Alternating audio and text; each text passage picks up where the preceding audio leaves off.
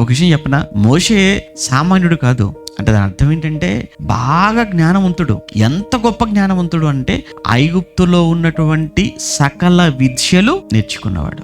40 సంవత్సరాలలో ఐగుప్తు దేశంలోని విద్యలన్నీ నేర్చుకున్నప్పుడు ఏమంటే మోషేలో ఎంత గర్వం ఉండాలండి, ఎంత అతిశయం ఉండాలి కదా, ఎంత అహంకారం ఉండాలి కదా. ఈరోజు చూడండి, చాలా మందిని చూడండి, డిగ్రీ చదివగానే ఒక కొమ్ము వచ్చేసింది ఇటువైపు, పీజీ చేయగానే మరో కొమ్ము వచ్చేస్తుంది. ఆ తర్వాత ఉద్యోగం వచ్చింది అనుకోండి, తలపైన కూడా వచ్చేస్తాయి కొమ్ములు.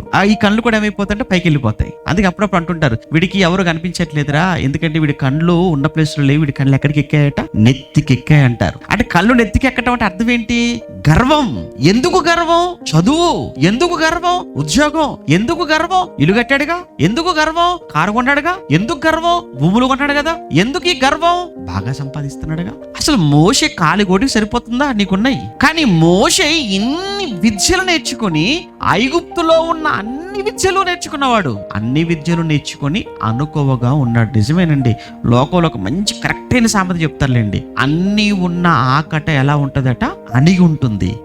ఏమీ లేని ఆకు మాత్రం ఏమవుతుంటది, ఎగిరి పడుతుంటది. మనోడు ఎగిరి పడుతున్నాడంటే వీడికి ఏమీ రాదు, ఏమీ లేదనమాట. ముఖ్యంగా జ్ఞానం విషయంలో మాట్లాడుతున్నారండి. నిజంగా మోషే ఇన్ని విద్యలు నేర్చుకున్నాడు, కానీ ఆయనలో ఎక్కడ కూడా గర్వం, అతిశయం ఎక్కడ కనబడదండి.